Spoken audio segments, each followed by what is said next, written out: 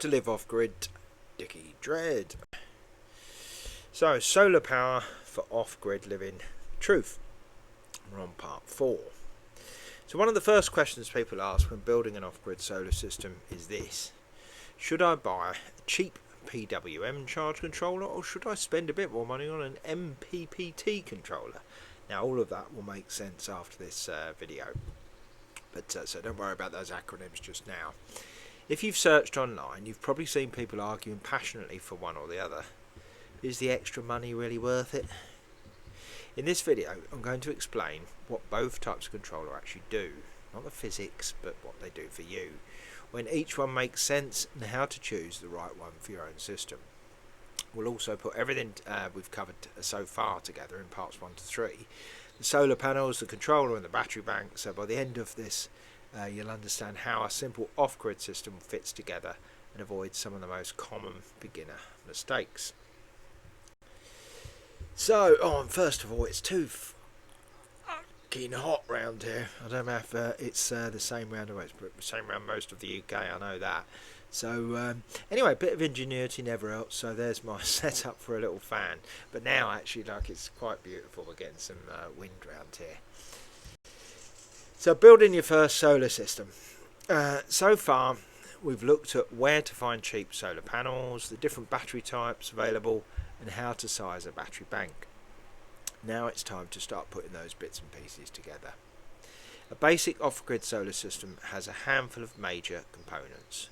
The solar panels generate electricity from our beautiful star, which is currently making all of us a bit too hot. The charge controller manages charging. The battery stores energy. The inverter powers normal household appliances, and we'll cover inverters later, or your 12-volt system. Once you understand how these pieces connect together, the whole thing becomes much less mysterious. In this video, we're going to build a simple system from start to finish and look at some of the common mistakes along the way. So, choosing the right controller. The charge controller is the brains of a solar system. Job is to regulate the power coming from the solar panels and make sure the batteries are charged safely. Without a controller, you risk overcharging the batteries and damaging them. The two types that you'll come across: PWM, that's pulse width modulation controllers, are simple and inexpensive. They're perfectly adequate for small systems where every penny matters. MPPT, maximum power point tracking controllers, are more advanced. Note that whilst it might be interesting to some of the geeks out there, I'm not going to explain the differences. It's just not necessary. MPPT controllers constantly adjust themselves to extract the maximum power available from the solar panel, whereas the PWMs don't do that. In practice, that often means 10 to 30% more energy, particularly during the winter and on cloudy days. Just to point a note, I bought recently, I was setting up a UV filter system that needed about 70 watts or something like that. In fact, 70 watts was too much, but always go too much, remember? And I set it up, and I bought an MPPT controller, but actually, even though it said MPPT on the front, it actually turned out to be a PWM controller. I didn't mind that at the time, it's okay for the job, but just watch it, read your small print. These days, if I'm building a new system, I'd normally choose MPPT, unless the budget is extremely tight. The extra energy harvest generally makes it worthwhile. One thing to remember is that the controller must be compatible with your battery type. So if you're using a particular type of battery, make sure the controller supports the charging profile. So what you'll need. Now we've covered solar panels and battery types, let's look at the basic components needed to build a working solar system. First, you'll need one or more solar panels to generate electricity. Size depends on how much power you use, how much roof or ground space you have available, and that's all covered in video. See video 3 for some simple calculations. Next comes the charge controller. As we saw in the last slide, this manages the charging process and protects the battery from overcharging.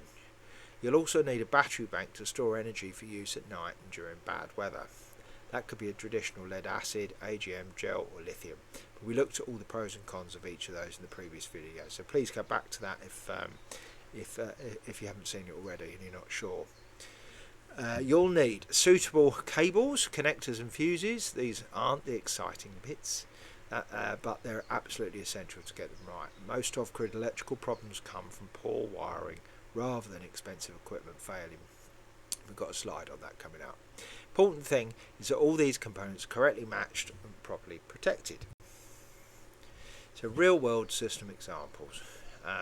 One of the biggest mistakes people make is trying to build the perfect solar system straight away. In reality, most off-gridders start small and expand over time as they learn what they actually need. I started with 1 panel and now I've got 8, or 9 if you count the UV one. A small system might consist of a 100-watt panel and a 100-amp-hour battery. It's often enough for lights, phones and basic charging, especially in summer. A medium-sized system with around 200 watts of solar and about 200 amp-hour battery bank can comfortably support laptops, water pumps and possibly even a compressor fridge. For full-time off-grid living, many people end up with about 400 watts or more of solar and a much larger battery bank. Now I've got about 1,000 and I'm going to do a later video where I'm going to show you exactly how I designed the entire system. Important thing is not to copy someone else's design. Build a system that matches your own lifestyle and electricity use. And I know I've said this before, if you build it yourself, you know exactly how it works, you know where all the points are, you know all the intricacies of it, and you can expand it if necessary and repair it. The good news is that solar systems are modular. You can always add more panels and batteries later. So choosing fuse and cable sizes, right. One of the most common mistakes in DIY solar systems is using cables that are too small or fuses that are too large. A fuse isn't there to protect the appliance, it's there to protect the cable. If a fault occurs, the fuse should blow before the cable overheats. As a rough guide, a 10 amp circuit should use at least 2.5 square millimeters of cable. 20 amps generally need about 4. 30 amps typically require about 6 square millimeters or larger, and you can see that all in the table there. The longer the cable run, the thicker the cable should be. Thin cable is called voltage drop, which wastes power and reduces system performance. Remember that 12 volt systems carry much higher currents than equivalent mains systems. I mean that. It's a high currents, and it's the current that gives you the shock, not the voltage necessarily. You've really got to watch this, so you can get a really decent shock off a solar system. That's why cable sizing is so important. If you're unsure, use a larger cable than anything you need. The cost difference is usually small, but the performance improvement can be significant, and it will keep you safer. So, summary on what's next. So that brings us to the end of the introduction to building a simple off-grid system. We've looked at how the major components fit together, the role of charge controllers, basic system design, and some practical guidance on cable and fuse sizing. Yawn again. In the next videos, we'll start getting into details that make a real difference to day-to-day off-grid living.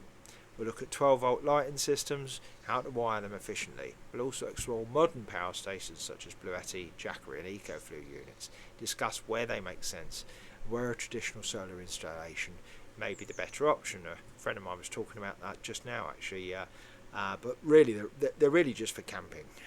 You can't really live off-grid off one of those systems unless you're really running a very small load.